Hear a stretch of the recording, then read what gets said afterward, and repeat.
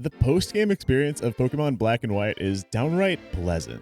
It's agreeable, nice, simple, and clean. There's some new areas, some new Pokemon, some tough battles to prep for, but it's nowhere near as elaborate as Heart Gold and Soul Silver's, and it doesn't introduce a big Battle Frontier area like Emerald or Platinum version did.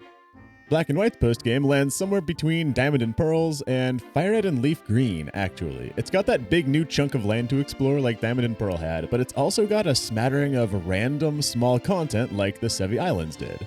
And it's also very similar to Metabots for Game Boy Advance. We'll get there. For now, hello, I am Mothy. Welcome to my post-game analysis video for Pokemon Black and White. This follows a nice big retrospective I did on the main part of the game, which I've linked below, but you shouldn't need to watch that to enjoy this video. I have done my best to keep this one atomic. We've already talked about Generation 5's new mechanics like seasons, rotation battles, and ultra-late evolving Pokemon. My feelings about Black and White so far being strongly positive. My main negative sentiment is that I only wanted more. More ways in which the seasons matter, more rotation and triple battles, heck, more double battles, more exposure to the new Pokemon that we don't catch a glimpse of until we're almost done with the game. So that's what we're going to be monitoring as we get started exploring the post-game of Pokemon Black and White. I'm playing Black for this video. Here is a brief recap on the team that we've been running so far through the N and Getsis Showdown fights, the main game of Pokemon Black. I frankly need this recap as much as y'all do. First, we've got Javert the Samurott, who's been with us from the start, but he's kind of bad. He low-key has a lot of his levels from XP share leeching off the rest of my team. Skyrizzy the Archeops is amazing, but a little boring, spamming acrobatics to win all of his fights. 55 Burgers the Virizion looks like a grass fighting dual type, but is almost exclusively for spamming Sacred Sword, the fighting move, because there's so much need for that in this generation. Pemdas the Electros is a lot like Javert, middling power, not a lot of situations that I want to send her out. She's more of an everyone else is a bad matchup here, so you go, I guess, Pokemon. Teacup is my brand new Reshiram, recently replacing a Cryogonal because I wanted to keep Dragon coverage, and because I'm convinced that Fire-type gets way more important in the post-game. And last is James Cook, my Durant, who's actually been incredible in battles. This might be my favorite Gen 5 Pokemon. I'm sad it's available so late in the game. We begin the postgame back at home, coming downstairs to our two moms. Hey, wait, that's not mom number 2, it's Looker, the Interpol agent from Pokemon Platinum. Immediately, this shifts the tone of Pokemon Black, which was rather solemn through the main Getsis plot, to one that is lighthearted. Looker is not a Paul Blart or a Chief Wickham. He is competent at his police work. He's just unserious. Team Plasma has been scattered after we defeated their leadership, but Getsis is still wanted for damaging the Pokemon League building, if not for the various Pokemon thefts of Team Plasma. But we're not tasked with finding him. Looker wants us to find Team Plasma's other 6 sages who were complicit in the crimes. Those sages are scattered all around the world, and I mean everywhere. To find the sages, one must basically walk every corner of every map throughout the entire game world, including dungeons and beaches and little dead ends that you never would have revisited otherwise. Each sage is just sitting out waiting to be found, but thinking to even check a place is the real challenge. It's a structure that's very similar to the post-game Partsun Rally from the Metabots Game Boy Advance game that I did cover before on the channel. The game tells you, hey, we hid a bunch of things throughout the entirety of the game area, go find them, and it's a structure that I'm very fond of. Doing this worldwide hide-and-seek gets more gas out of the world they've already designed, and it's meditative as well. I do personally love video game vibe piece videos where you hang out and chat about the game world. I've even made some myself, and this trip around the world to every low foot traffic corner is an in-game, well, it's all in-game, an in-quest way to also get that feeling. Looker also gives us a fishing rod without context. Previous generation Pokemon are now available to catch, and this rod is our key to a lot of them, but more on that later. Outside our house, Bianca and Cheren talk about what they're up to, and it's a subtle way to guide the player toward the new post-game content. Bianca is heading east out of Nimbasa City on a path that we haven't yet had access toward Black City. And Cheren is walking around the world again, starting on Route 1. He explicitly mentions retreading the world as a good way to hunt for the Plasma Sages. What neither child mentions is that much like the Battle Zone from Generation 4, the new post-game areas form a giant loop which can be started in either direction. Bianca is starting that loop counterclockwise, east from Nimbasa, but that content can also be reached by heading east from Opalucid City, and the difficulty is the same either way you go. Collectively, I find it helpful to refer to all the new areas of the postgame in one phrase. In my head, I've been thinking of that loop from Opalucid to Nimbasa, routes 11 through 15, and all those towns in between as the new world. So having said that, I'm starting my postgame adventure in the old world because I'm already here on Route 1, so close to one of Team Plasma's 6 hiding sages. By surfing through to Route 17 and making our way to the large island, then walking down to this isolated beach on the southwest corner that was conspicuously empty when we visited before, we find our first Plasma Sage, Rude. Rude has been barely characterized before now, but his monologue when we find him is almost endearing.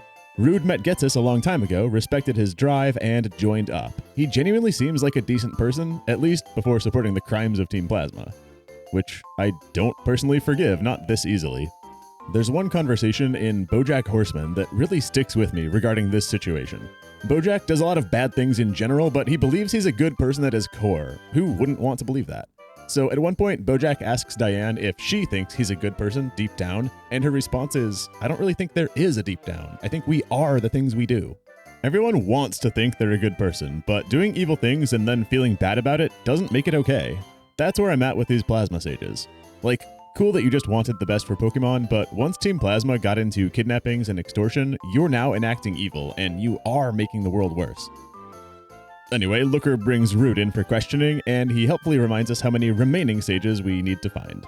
Let's go straight for Sage 2. He's up near Striaton City in a new section of the Dream Yard that just opened up. But we can't just walk right up to him. This being a new area, there are new trainers to fight. On that note, the great thing about the Black-White postgame is the high and flat difficulty.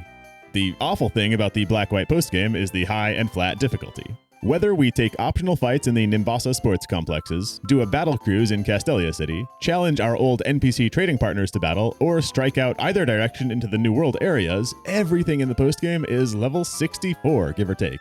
This Drowsy has 14 levels on me. It's a challenge. The player has a lot of freedom on where to start their postgame adventure, and the flat difficulty goes very well with encouraging the player to explore the world in the order they want to. But it also means your first several battles in the postgame are going to be very tough until your team catches up.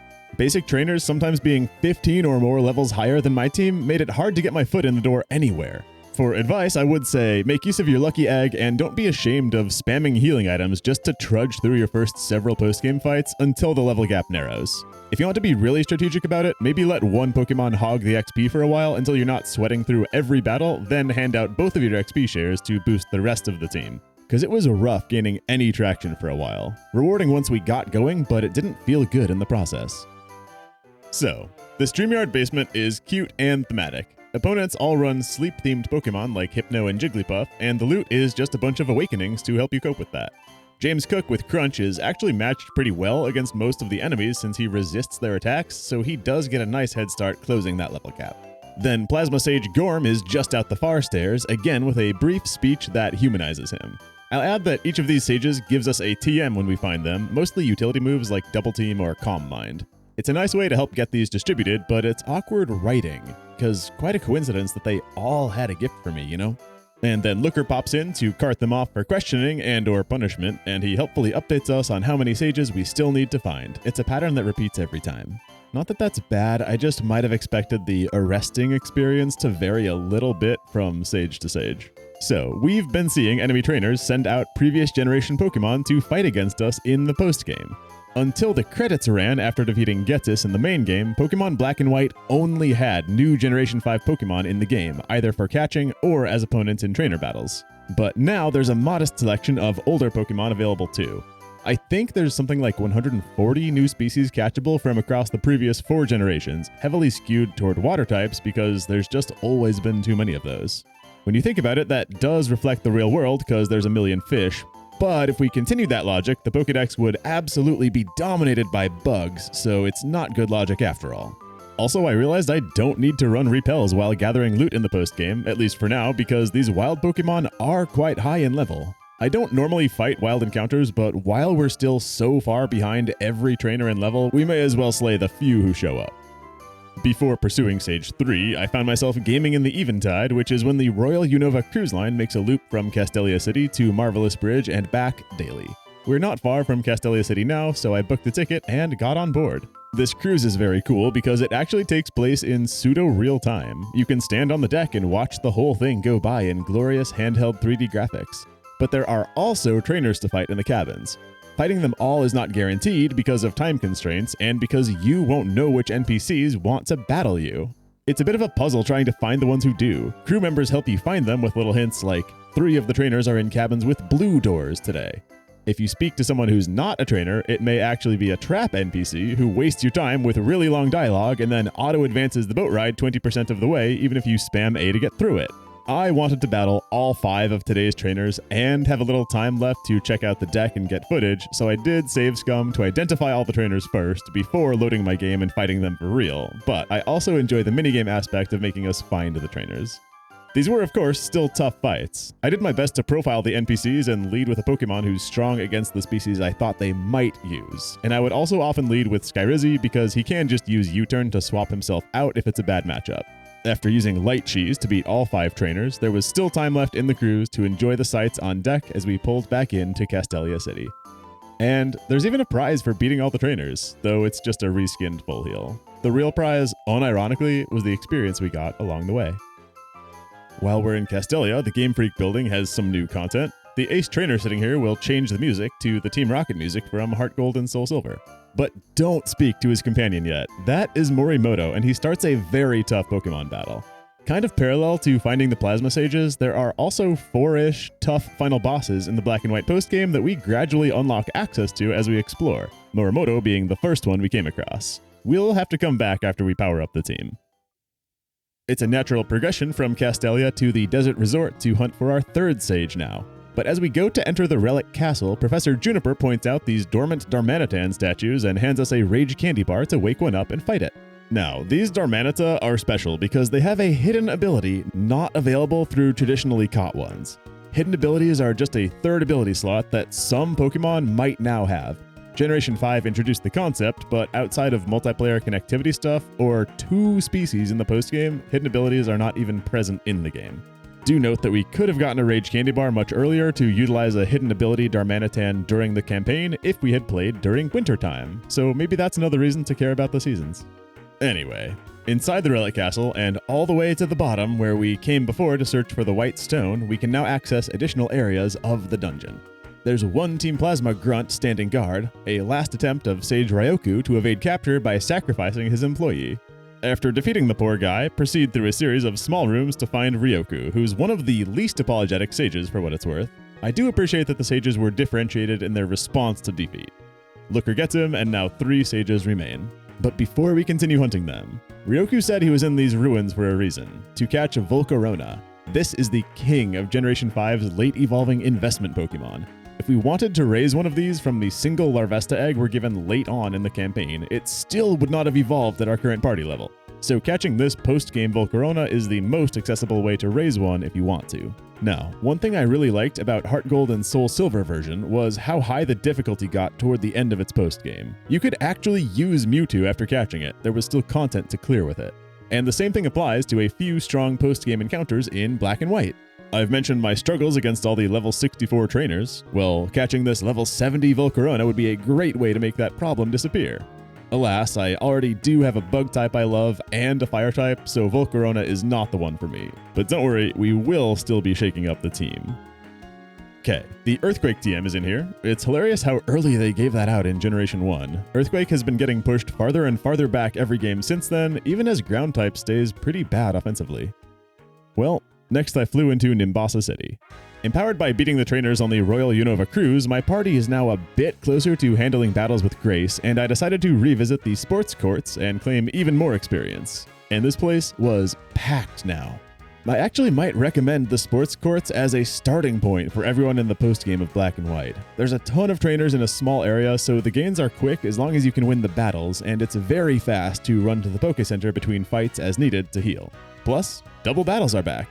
I had lamented how few double battles Black and White offered during the campaign. 2, but these arenas now offer several more and they refresh daily. Not only are double battles a lot of fun, they can also be a great way to win battles when you're severely underleveled because you can strategically focus one opponent down first and turn the fight into a 2-on-1. So I cleared these all out. My team started fighting here at levels 52 to 53, and by the time we finished, everyone was 55. That's finally getting to the range where our speed stat matters again. We're not unexpectedly acting second in battle, even when the opponent is traditionally a slow Pokemon anymore. These first 5 levels were hard fought, but after clearing Nimbasa's sports complexes one time, the team is finally in shape for fighting the rest of the postgame without having to bite our nails against common trainers. The actual new feature in the postgame in Nimbasa City is that we can try the battle test.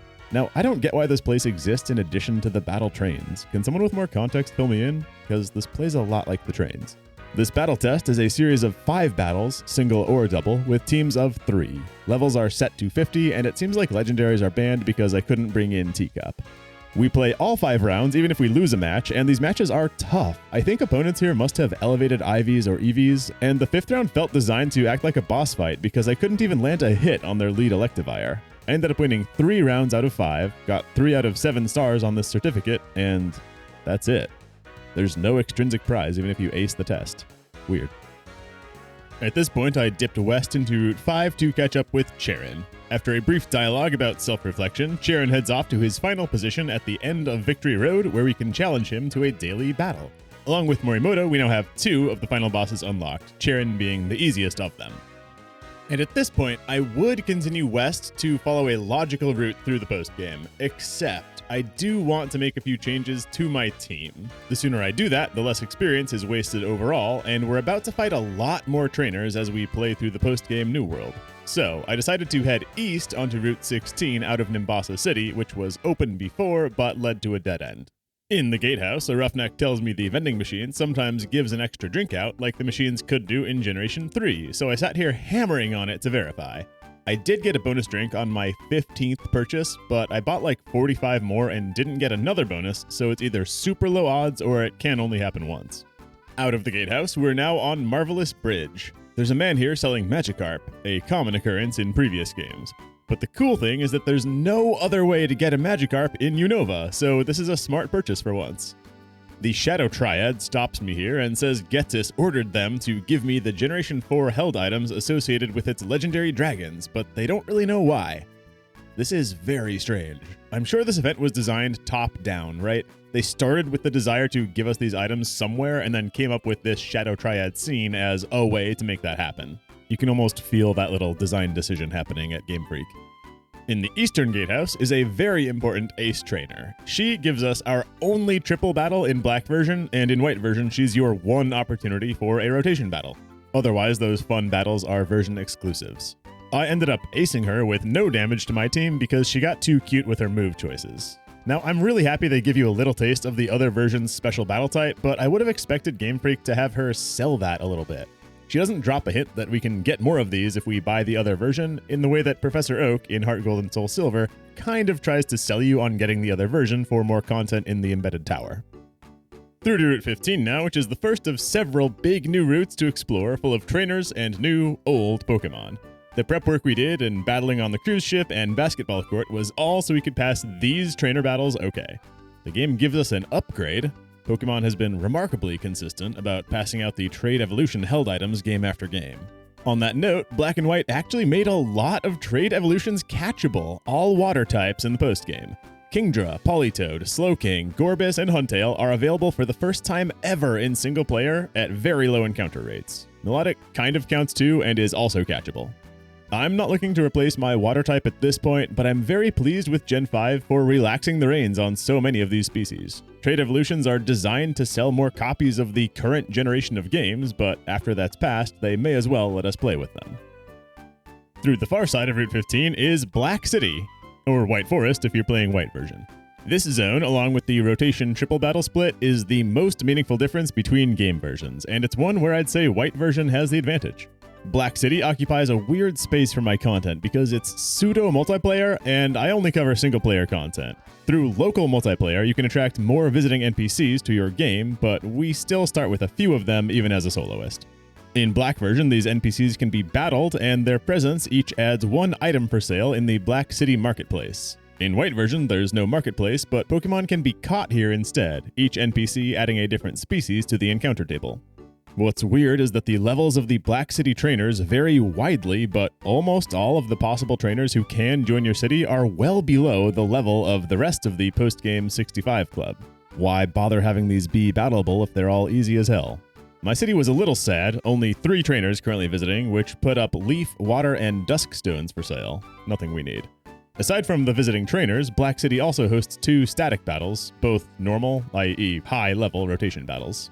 I said this in my Part 1 Unova video, but I really enjoyed rotation battles, and I'm glad they got a little more support in the postgame. I still would have loved a rotation battle boss somewhere, though.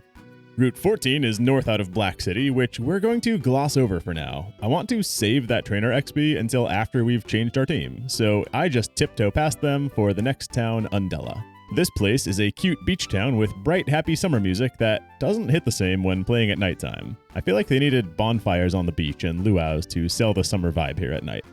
I speak to a woman on the rocks who gives me the dive HM. Oh boy. At least it's only for one specific small area in this game. Jump scare. Cynthia, the super boss from the end of Platinum version, is chilling in a cottage here with her excellent theme song playing. But do not spam A through her dialogue because she ends her spiel by challenging us to a battle that we are not ready for. She is the ultimate end boss of Pokémon Black and White, now our 3rd final boss that we have access to. A few houses to the west is the mansion of the Riches family. If you remember the win straits from Generation 3, they kind of work like that. Our goal is to beat the whole family in consecutive battles without healing. Except we have to build up to it over several days. It's like the 12 days of Christmas. Today we can only fight Draco, tomorrow is Draco and Susan, day 3 is Draco, Susan, Clairedonna, etc. until we're finally fighting all 6 of them.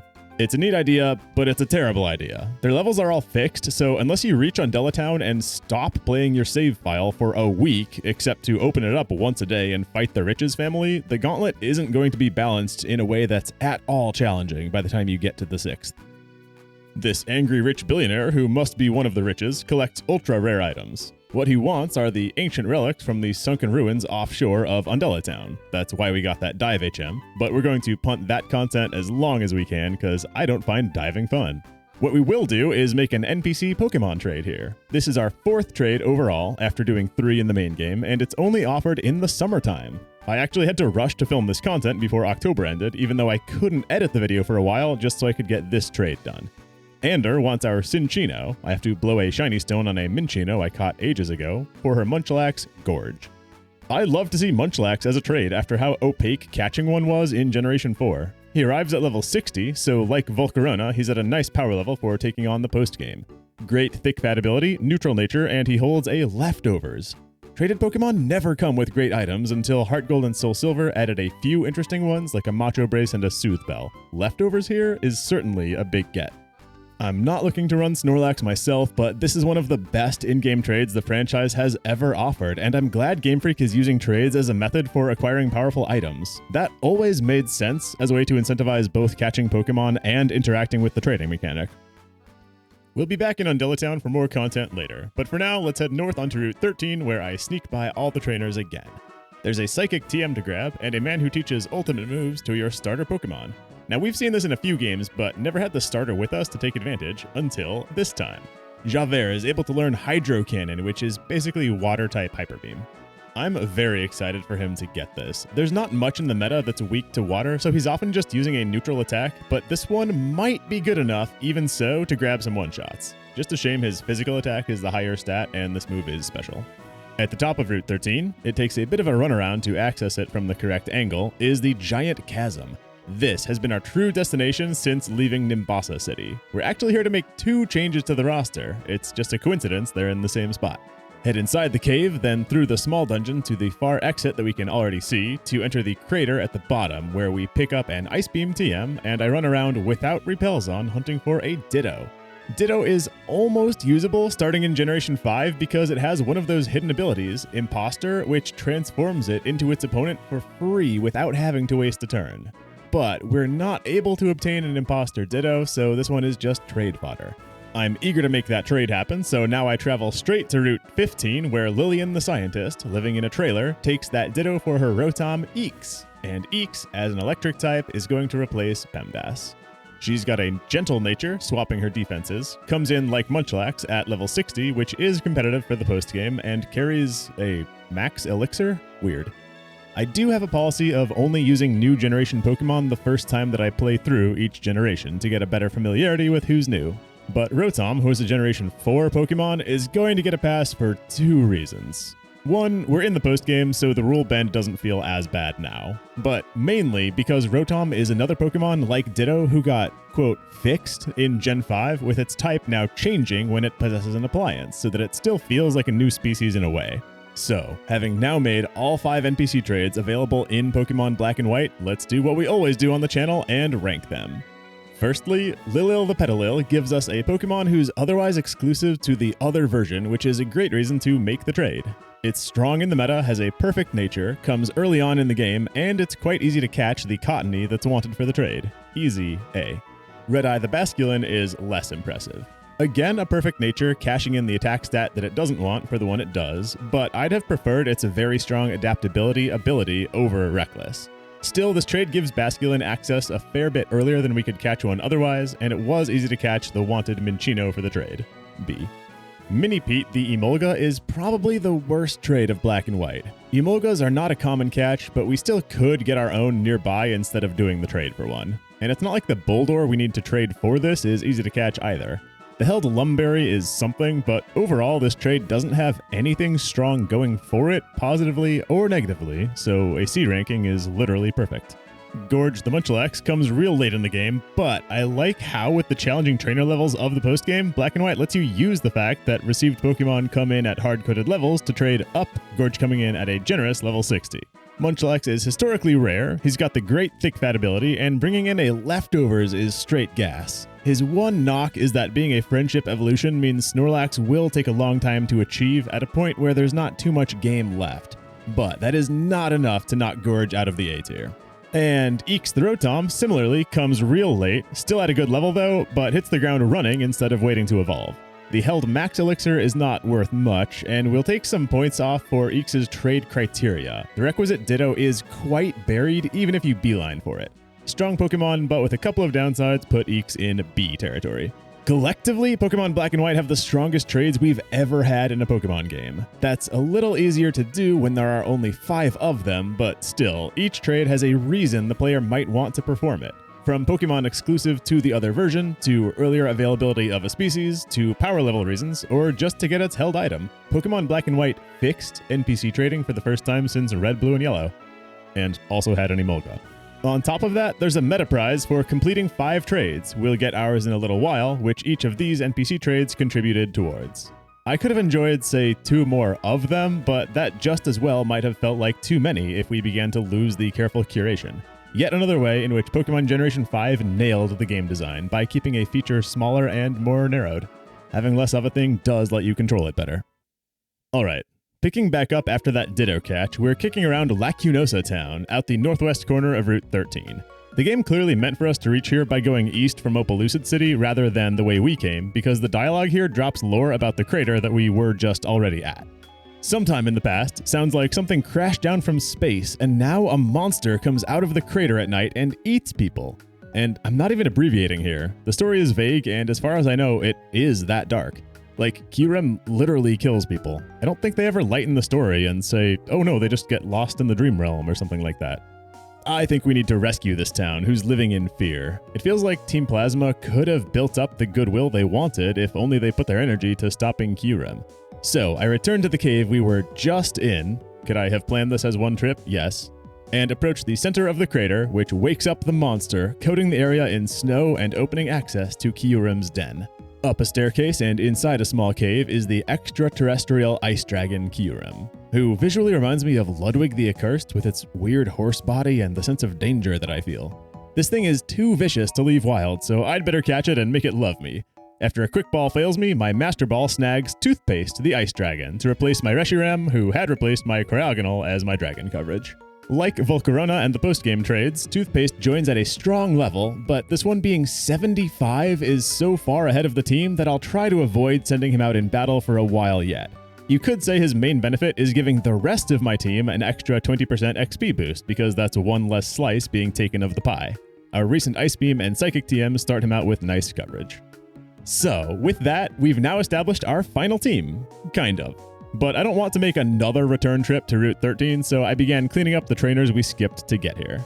There's a small quest to perform as well. A Wingull, a species famously employed as mail carriers, has accidentally dropped 3 letters around the route that we can help him hunt for. Gram 2? That's what you call the grandma you only see once a year for weddings. For finding all 3 Wingull males, we're given the U-turn TM, which I'm almost glad James Cook can't learn because I would have been torn over giving up some power from X Scissor for U-turn's utility. Now with Route 13 cleared, I had said that our team is kind of complete. We just need to do a form change. Fire-type was strong this generation, and it becomes very strong in the postgame. Recently kicking out Reshiram had lost the fire support on the team, but adding Rotom gives us an opportunity. If we return to the department store on Route 9, we can pick an old microwave oven out of a box and let Eeks possess it to take on Fire-type, losing Ghost but keeping Electric.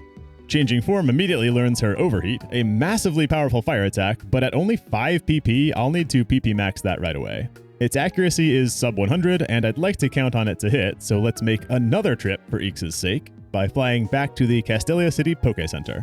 By now, we've completed 5 Pokemon trades, and the man in black rewards us with a wide lens to boost accuracy. This item was overpowered in Platinum version, so making us work for it in black did make sense. Wide lens goes to Eeks, and now because her accuracy is up, I decide to toss her Thunder over Thunderbolt. I want this girl stopping fights before they start.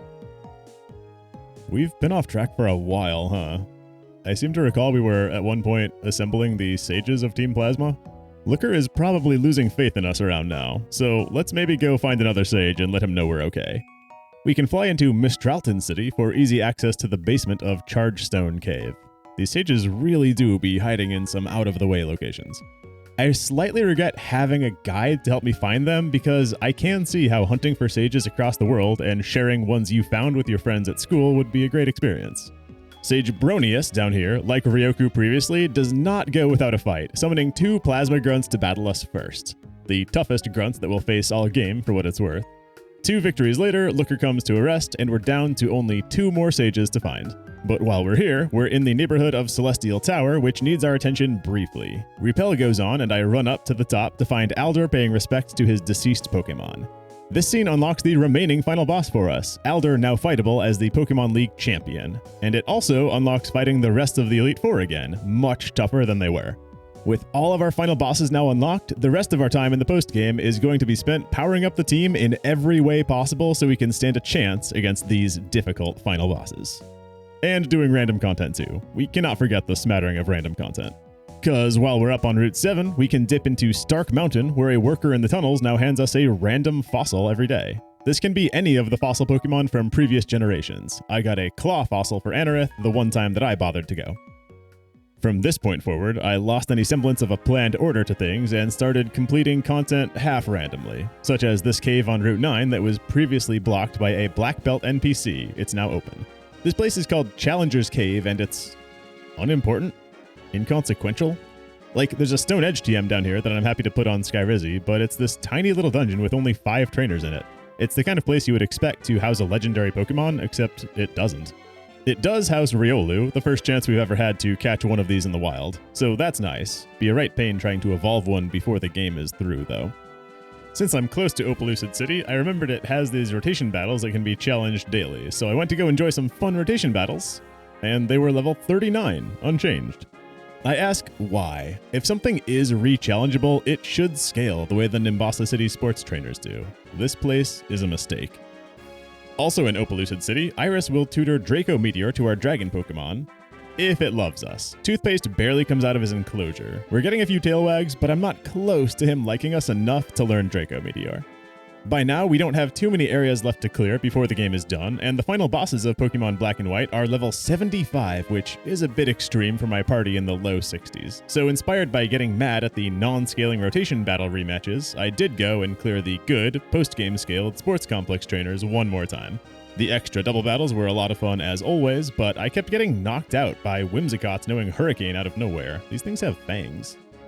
I had skipped Driftvale City earlier because I exited Nimbasa to the east, but it does have some content for us now.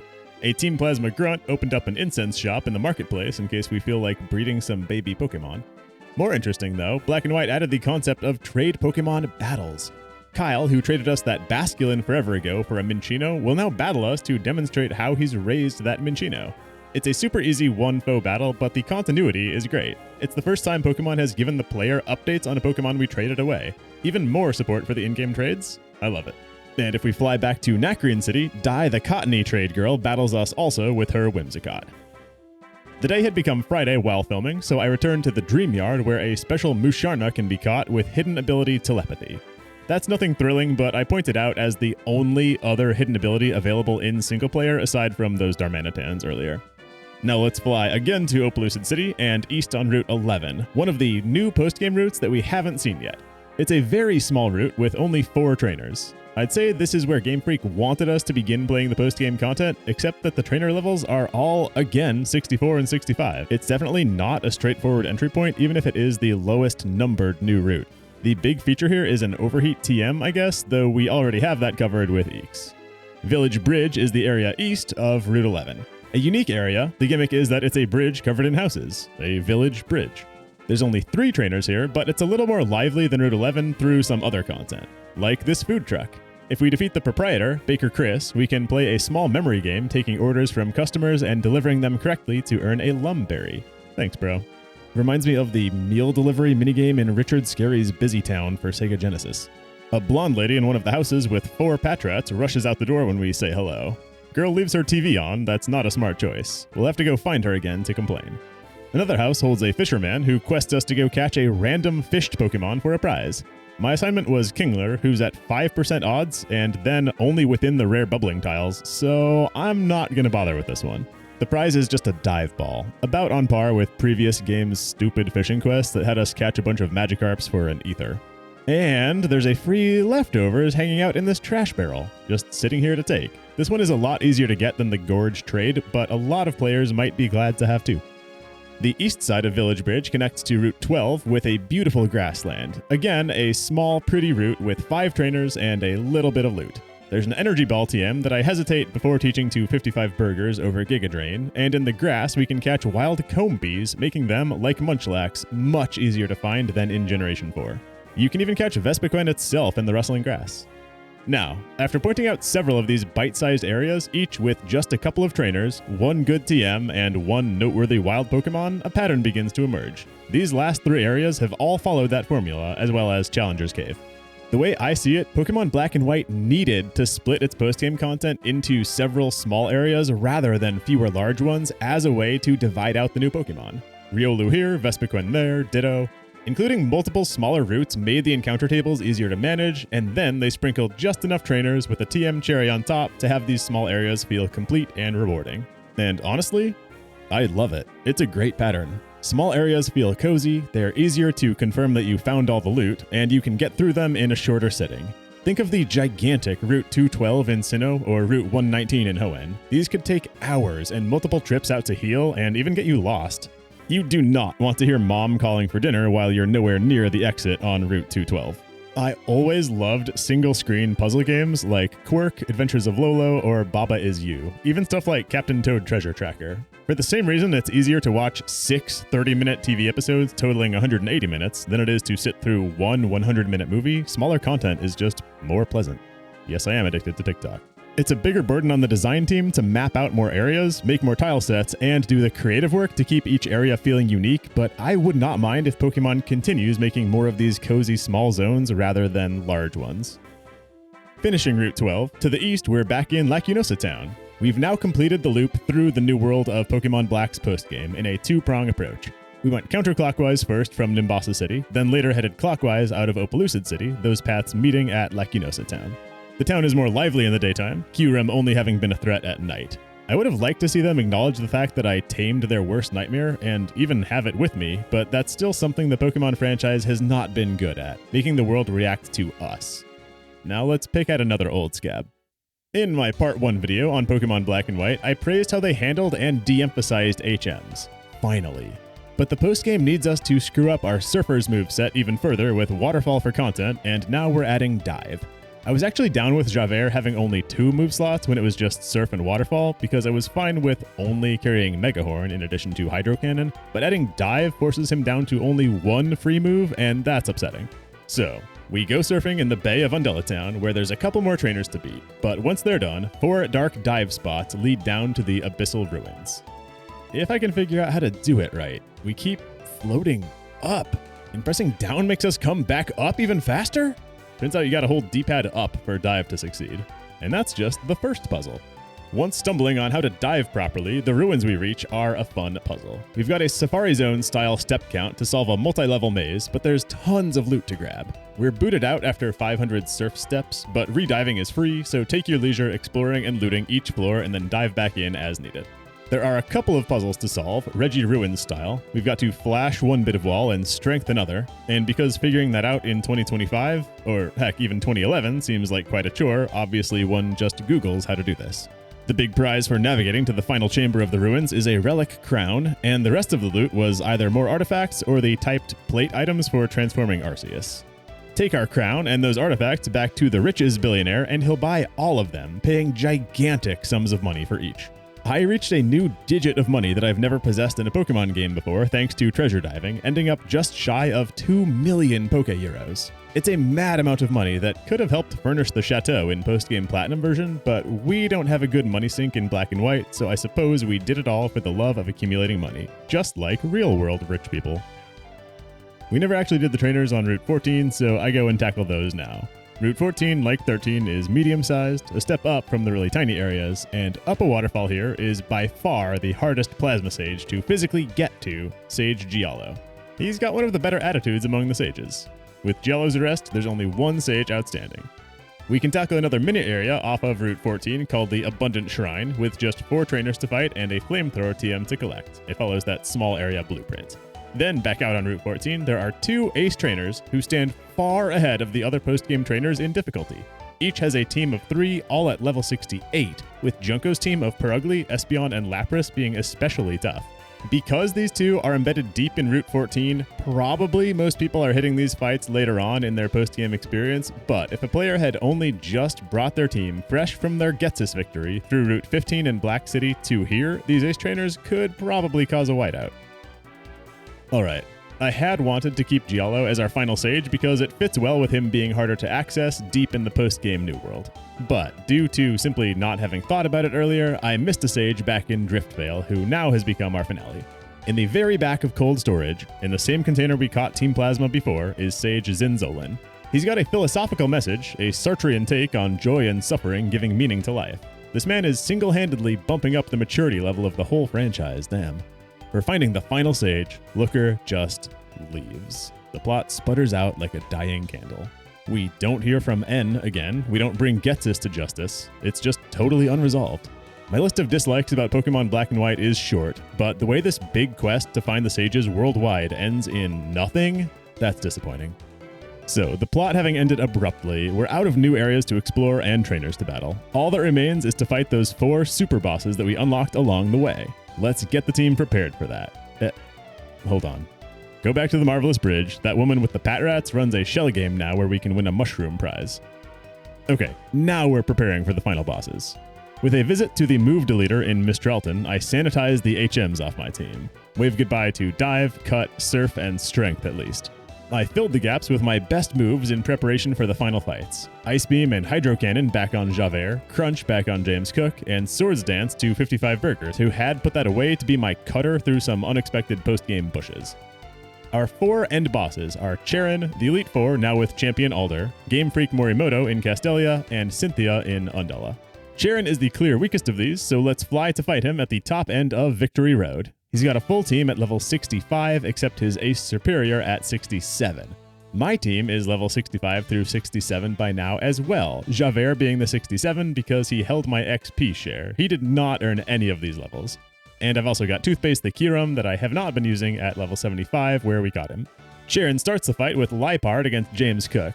Fake Out is normally a way to steal some hit points from us or to break a sturdy proc, but we're running Leftovers as special anti-fake out tech. Gotcha. Cheren's Gigalith is sturdy, speaking of, and Burgers handles him in 2 turns at full health, but he did set up Stealth Rock to tax the rest of my team. I put James Cook back out for Unpheasant, hoping to Iron Head flinch my way through with his good defenses, but the special type Air Slash, a critical hit, catches my poor special defense, and I have to put in Eeks. She also takes a crit down to 5 hit points. Unpheasant holding a scope lens actually matters a lot here, but Thunder claims me the painful win. Simipour is next. Burgers goes for Energy Ball, tragically not killing in one go, so I probably should have just kept Giga Drain on her. 5th is Cheren's Haxorus, who will be one-shotting anything you send in. He's absurdly fast and powerful, and he carries a dragon gem to boost his outrage. Except, we can fight dragon with dragon. Toothpaste, brush this fool.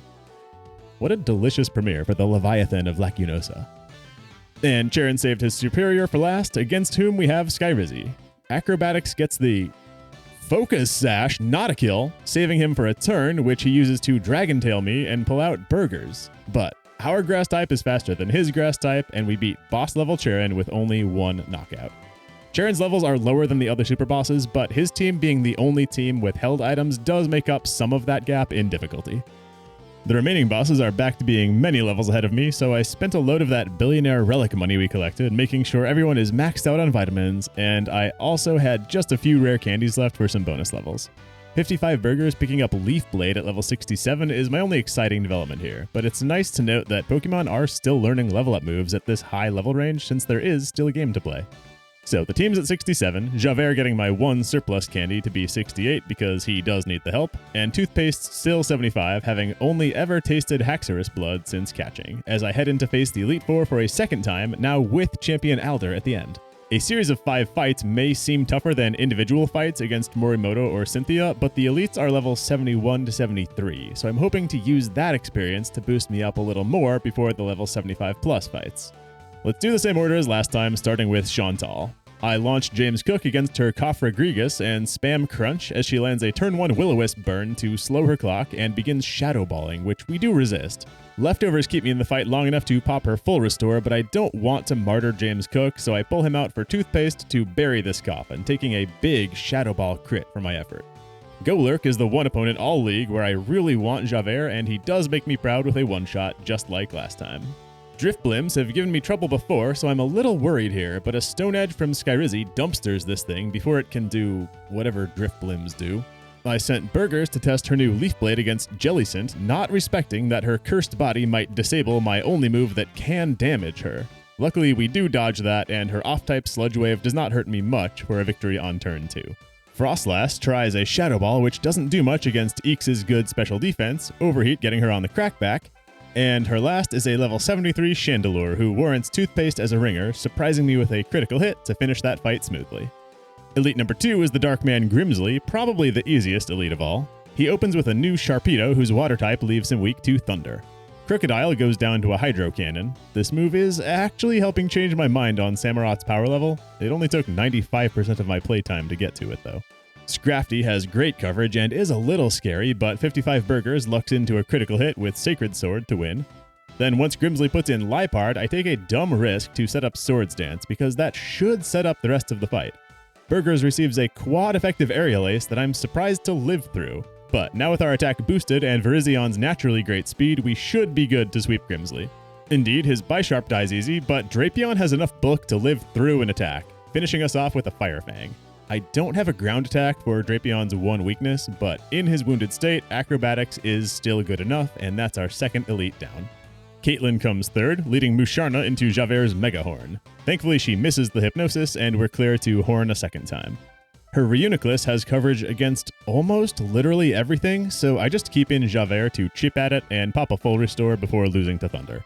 JC has to come out next and win with 2 Scissors. Now, earlier I mentioned Fire type being very important in the postgame. Caitlyn's Metagross is our first big reason why. Eeks, in Microwave form, is specifically on my team for this matchup. She's got the speed and the power for 1 Overheat to win right away, even scoring a critical hit to send a message. And that was Caitlyn's ace, so now she's back to sending in trash like this Stone-phobic Sigilif and this Bug-phobic Gothitelle. Gothitelle does play smart and confuses James Cook to land a Thunderbolt, but after only 1 turn of Confusion's self-harm, we land the Lethal Scissor. And all that's left is a Bronzong. I actually might have been in trouble if she sent this in directly after Metagross because the special attack debuff would have still been in place from Overheat. Alas, a stat-refreshed Eeks overheats again to ring her bell, scoring our 3rd Elite Four victory. Eeks is actually my only Pokemon who's gained levels since starting the Elite Four rematch. The extra XP from being a trade Pokemon is having an outsized effect right now, especially when every level matters for beating speed contests. I don't expect much out of her against Marshall, though because he does lead with a new Breloom, I start with another cheeky Overheat.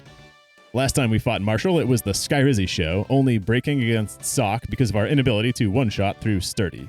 This time, Skyrizi does get his throw before I put in burgers for Sock. One Leaf Blade doesn't crack halfway, but Sock hits the close combat, which we live through, and which reduces his defense. I'm not positive that defense drop is enough for us to win, but Leaf Blade does have increased crit chance too, so I go for it, and we win, no crit needed. Then it's back to our sweep. Mian Xiao chunks out a critical fake out before losing to acrobatics. Marshall's Ace Conkeldurr is the first Pokemon we found who lives through acrobatics without help from Sturdy or a Focus Sash, but amazingly he misses the Stone Edge, letting us win in 2 more turns through a full restore. And his Toxicroak is a footnote. That brings us to the long-awaited Champion Alder fight. He's got 3 Pokemon weak to fire, and weirdly 1 more where fire type is good on defense, which again is why I prioritized adding fire to my team for the postgame. Alder leads with the ultra-fast Exceligor, who not only lands Focus Blast, but crits me?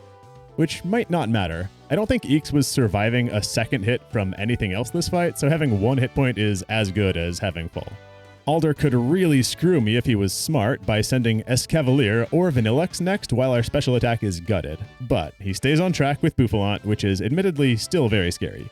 My normal type counter, Burgers, is at risk from his Mega Horns this time, so I don't want to send her. Instead, I'm proud of myself for big-braining Alder by sending in James Cook. Because all of Bouffalant's attacks are physical, I just run 3 Iron defenses, which, combined with leftovers, let me sit here tanking Earthquakes turn after turn until I can wear him down with Iron Heads, twice thanks to full restores. I was praying he'd send Drudagon in next, who also is only physical, but Alder makes the smart play here and proposes Volcarona. Yes, he's got the giant enemy moth we declined in the Relic Castle. Channel branding fail. I wasn't expecting Skyrizi to outspeed here, thinking that he should still resist and live through any of Volcarona's moves, but we do act first for a 4x Stone Edge to cleanly handle things. I was worried about this matchup. Vanilluxe is next. My party's surprisingly soft against it. Eeks with Overheat is my only recourse, and of course that wins, but we really don't want the Overheat debuff going into Escavalier. Unfortunately, we're gonna have the Overheat debuff going into Escavalier.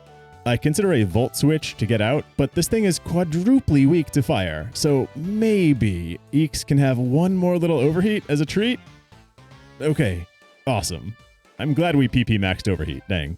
That leaves Drudagon as Alder's last. Why are these games always coming down to a dragon fight? I foolishly try Ice Beaming it with Javert, which only makes a dent before I die. Joke's on me for trying to make Samurott useful, I guess. I could finish things off with Toothpaste, that would be poetic, but I decided to have Iron Defense fun with James again, and the plan works flawlessly. 1 Iron Head, plus a Confusion hit after Outrage finishes, is enough for our favorite running back to embarrass a second of Alder's Pokemon and finally claim a position as League Champion. We're inducted into the Hall of Fame with a cute animation showing off our Pokemon's types, but we don't get a group photo, which I would have liked. Then, we're sent to credits for the second time, done with the Pokémon Black postgame. Almost. Fun fact, I actually filmed this footage leading up to Halloween. It was the same October month in-game summertime as when I filmed my first video on Pokémon Black. I had to rush initially to film most of this video in October to make that summer-only Cinchino trade in time, but at this point the season did roll over and we're now playing in the fall. That means we can catch and show another seasonal Deerling variant to the scientist on Route 6. I mean, we're still not getting the winter and spring forms registered. Maybe I'll post a part 3 in 2 months that's literally a minute long of completing the Deerling quest.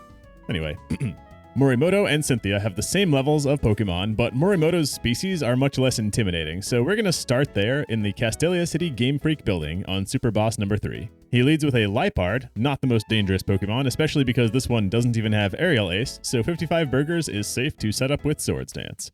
Then he Sucker Punches me twice, so my attack is up 4 stages thanks to my ability before I go for a very lethal Sacred Sword. Unfortunately, Swoobat is an awkwardly good counter for me at this point. I'm forced to put in Skyrizi, who's taken below half health on a Psychic to cut my attack power, but Stone Edge critical hits to still win the matchup. Morimoto's got all 3 elemental monkeys. The first one we see is Simipour, who's able to punish Eeks' fire type with Surf before we can counterattack Thunder to get him down. Zebstrika is very strong against my team thanks to Flame Charge invalidating James Cook, so I lean on my Kyurem crutch for a 3rd time and take him out in 2 Ice Beams, leftovers bringing back a lot of the health that Giga Impact cost me. Then back to monkeys, Simisear takes a Hydro Cannon, and Simisage is very easy for James Cook to knock out with X Scissors through a full restore. So that's Morimoto handled, though even with weak Pokemon, the fight was not easy. Cynthia should push us to the limit. While I'm in Undilla Town to visit her, I do take on the Riches family day 2, but yeah, just as predicted, they're now embarrassingly low levels and it's not a challenge. Okay, Cynthia. She starts out with her no weakness Spiritomb. It shouldn't be able to kill burgers too quickly, so I risk a Swords Dance while she uses Double Team. I do one more before I start attacking, which she double teams again and again. Her evasion is now maxed out. It takes me 7 turns to land a Leaf Blade, which is thankfully lethal once one hits, but here's what sucks. I didn't visit the Poké Center after fighting the Riches. Didn't think I would need back 1 PP of Leaf Blade. But because Spiritomb has the pressure ability, which makes it take 2 PP instead of 1 for each move we use, that was my final 2 PP of Leaf Blade, and I'm now down to 0, where I would have 1 left if I had only healed first. First time that I've seen pressure make a difference in battle, and it was due to my negligence. Cynthia sends Braviary second, which fortunately takes good damage from Sacred Sword. But Milotic comes out third, who's the perfect thing to be Leaf Blading, and I simply can't because of Spiritomb's pressure. Switching Pokemon won't do me any good, so I just use the Sacred Sword and, well, I get there anyway. So I guess I wasn't punished for that Leaf Blade PP. Does that mean we can also just one-shot this Electros? Okay, this one is a critical hit. Swords Dance didn't even help me here. Lucario's not fast enough, Sacred Sword, boom. Am I proud of this Swords Dance sweep? No, but her team is stacked. I'm only playing the hand I was dealt.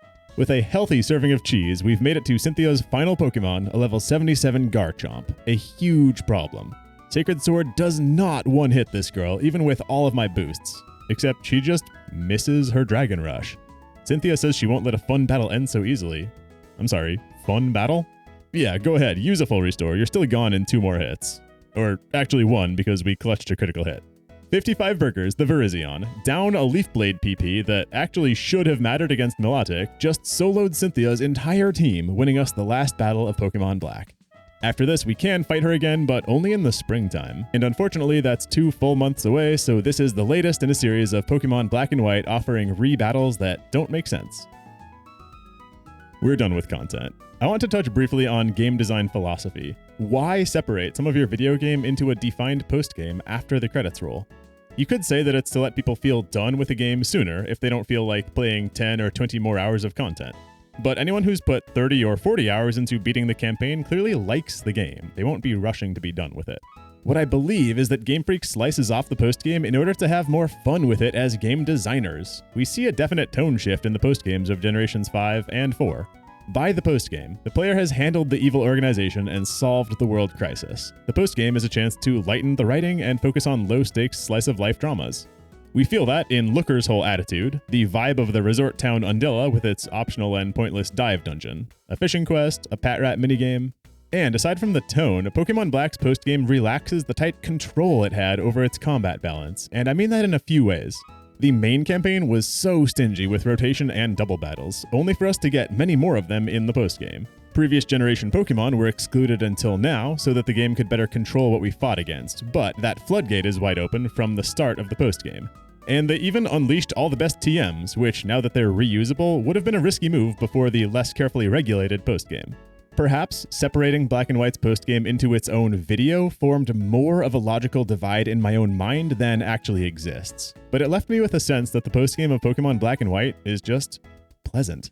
It's a low-stress romp around the world with the game's blessing to get as powerful as we want to, and a smattering of new, old Pokemon to collect. Now let's get down to some brass tacks. The Looker quest to find all of Team Plasma's sages ends in nothing. Looker doesn't even have a special reaction for finding the last one. A few more lines of dialogue or an X-Transceiver call. Yeah, remember that exists? Or a second Master Ball or a chance to catch some previous generation legendary. There are so many ways this quest could have wrapped up. The fact that it ends in a whisper is lazy. There's a handful of battles we're encouraged to re-challenge later, but it doesn't make sense to string out battles over real-world time like Pokemon Black does if the later battle doesn't get more difficult. Opelucid City's rotation battles, the Riches family, and even Cynthia, if you're not already playing in the springtime, all stay the same power level while your team gets stronger. I would say that there's no easy design to fix this, because adding a system for scaling opponent levels based on the player's team is a big development effort, but there is an easy fix. Just don't have them. Pokemon does not need time-gated rematches. And my final gripe is that we never got a rotation or triple boss battle. Pertaining to the relaxation of the rules that I mentioned, a level 75 boss rotation battle would have fit great in the postgame, even if the opponent only had 3 Pokemon because they didn't want to complicate switching logic. Stand by your convictions, Game Freak.